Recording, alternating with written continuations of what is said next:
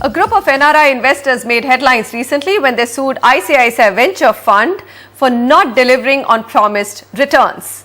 Is this just a case of bad timing, or are investors being too unrealistic in their expectations? More importantly, how are other real estate funds coping with the weak industry sentiments? Nikhil Sivadas has this report. In October, ICICI Venture Funds was in for a rude shock. A group of 78 NRI investors filed a suit against it, claiming that its real estate fund, the Dynamic India Fund 3, had not delivered on promised returns. They deliver the things in such a way and presented in such a way that there will be clear exit policy. There will be a clear financial analysis. Then in between, they have started using the legal words.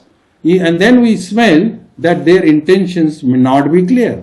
They have started showing that you have signed this document, you have signed so and so, there is a risk factor, how we have not promised you. ICICI Venture Funds claims that the suit is without merit and that returns were never guaranteed. While that battle goes on in the courts, this case has highlighted the growing dissatisfaction among investors when real estate funds don't deliver. To be fair, most of these funds were launched in 2005 and 06, at a time when the India growth story had never seemed stronger.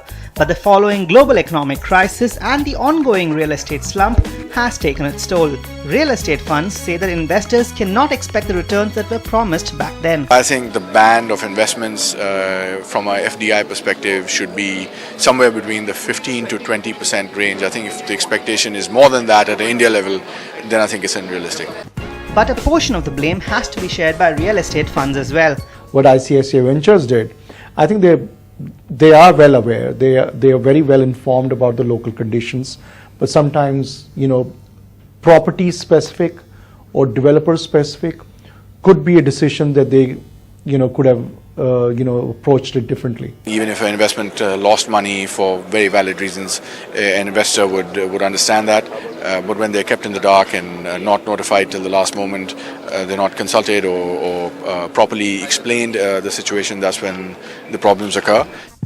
As a result, funds today have begun changing strategies to cope with the new environment. Due diligence has become more thorough, with funds trying to find the right player for the right investment in the right market. Realistic returns, specific investments and deals are the order of the day. Smaller developers who are in a hurry to turn around projects faster are finding favor, as compared to bigger developers who are financially stable enough to take things slow. Additionally, funds have also begun to sweeten the pot by matching investments to encourage investors. Somebody is putting, $100 million. The GP owner is committing another 100 million to match that investment. What that has done, that has assured the investors outside that there is still some skin in the game for the fund manager or the owner of the GP, and therefore the interests are aligned. Industry analysts say that these efforts will go a long way in reassuring investors. That's because investors are still hopeful about the India growth story. With a new government in place and sector-friendly policies coming in, the next few years could very well be the turnaround the Indian real estate sector so desperately needs. From Mumbai, Nikhil Sivadas, NDTV.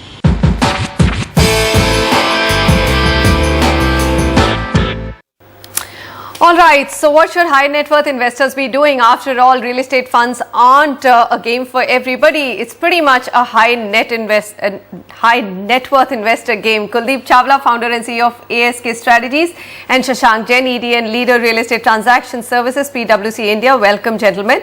Samir, of course, also has inputs on this particular discussion. Kuldeep, first up with you. What really happened? I mean, I do know that 25% enthusiastic fund managers, whether it's a mutual fund of 10,000 rupees which is being sold, it's always, if the fund has done very well, hey, look, it's done 22%, and that's the kind of money you can expect.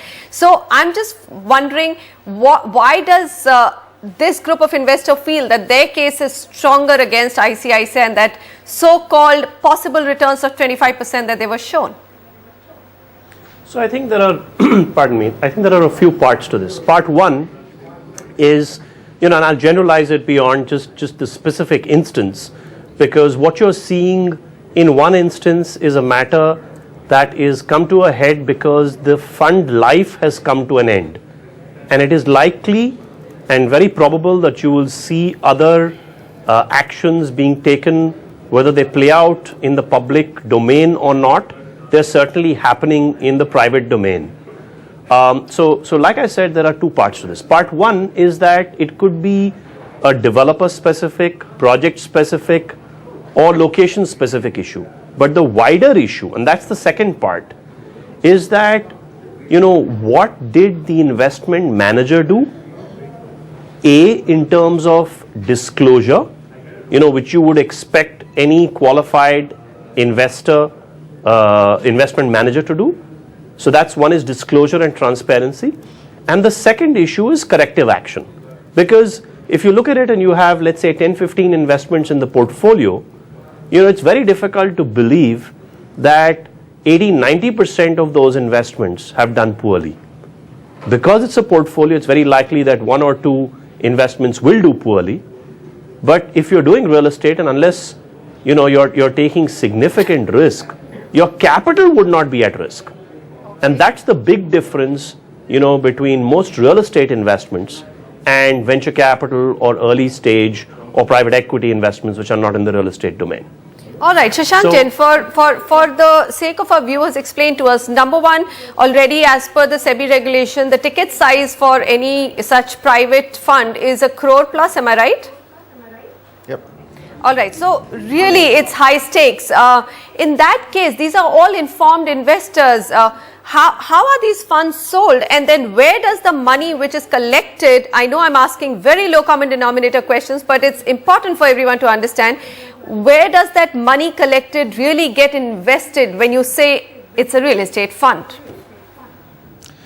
See, this is a model which has evolved, which is a very recent phenomenon, has evolved over the last few years, where we've seen influx of HNIs or individual investors, taking a collective risk. I mean, the age-old traditional models of HNIs investing on their own real estate has been there in existence for a long time. So it's sort of got a little bit structured and formalized, where investment managers are raising these, retail funds, so to say, where they reach out to HNIs and individuals with high net worth and pool together the money to deploy it.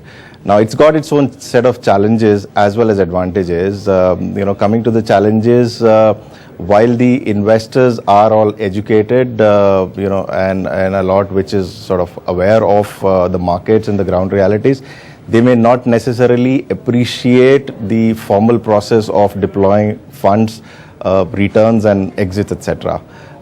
Unlike financial institutions, unlike structured funds which have been there in existence for a long time. So managing a wider set of retail investors really could be challenging, and it some ways sometimes gets akin to selling financial services products, where while you may have all the paperwork right, but what message have you given at the time of selling or fundraising tends to get stuck in investors' mind. So it's really about managing expectations at the time of raising funds, which becomes very critical. I think the advantage is, unlike institutional investors where you have to go overseas, where things like country risk, currency risk, etc., tend to weigh heavy on investors' mind. If you're raising a domestic, fund, let's say, from retail investors, those kind of things do not sort of tend to play a larger role there. Right. God forbid if the currency risk also had to be taken on this particular fund, then the returns would have been nothing. I mean, most of the capital would have got wiped out. All right. Samir, tell us, I mean, even now, every year there are funds getting launched. You have a Kotak fund, you've got HDFC. In fact, some of them have also done well. Let's not just take the case of this particular fund. There are some HDFC funds which have actually gone ahead and given investors 18, 20, 22% returns. It's just also a question of timing. But look at the investment scenario, look at the way real estate is playing out, both on the office commercial space and residential. Do you think that funds which are getting launched now are worthy of retail money? Yeah, absolutely. I would think that this business of fund management has become quite mature. Fund managers and both developers have learned a lot from their mistakes done in the past. I think there were 2-3 reasons primarily why real estate funds didn't make that kind of return. Of course, currency being one of them, but most importantly, there was one, that the execution capability of the developer was not really checked, or due diligence was not done enough. And the second reason was really that the demand supply was not analyzed properly, because there was not too much data that was available. So everybody expected that if somebody invested in a project, that project would get 100% sold, and spreadsheets were based on those kind of models. And to our surprise, that didn't really work out properly, and that's why funds have not made that kind of return, because projects have got delayed and sales have not happened to the expectation of the spreadsheet model. Okay. Now I think what has happened is that everybody now is discounting sales, especially in today's market, because sales are going slow across India. Developers need cash at this point in time, and there are significant amount of opportunities that are available for private equity funds to come in and be able to invest into a project at the right price point.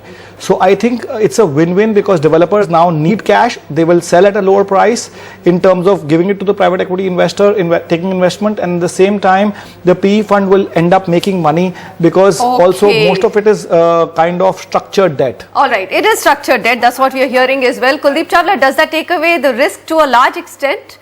The fact that developers are desperate, are willing to come down, pretty much write out any kind of, or sign on any structure or deal that the private equity firms presenting them? Not necessarily, but let me just add a few points to what Samir said very quickly. Number one, I think there are mistakes on both sides. Let's not take away from that fact. Number one, I think real estate as an asset class, real estate private equity is very different from non-real estate private equity.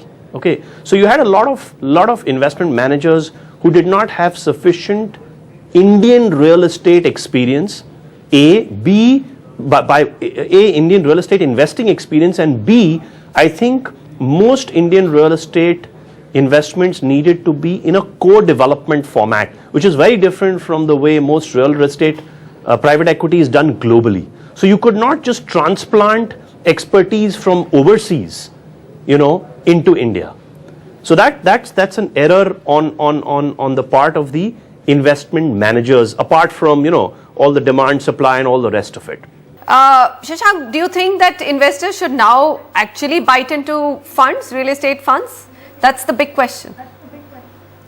See, today's times are a little dangerous, I would say, even from an investment perspective, because what we're seeing, as you said, and Samir alluded to, these are not the best of the times in the real estate. The market isn't still fully picked up.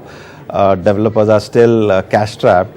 So what we've seen, most of the deals are sort of refinancing deals where developers are raising high cost fund to provide exit to or repay some of their existing funds, and not necessarily financing new projects.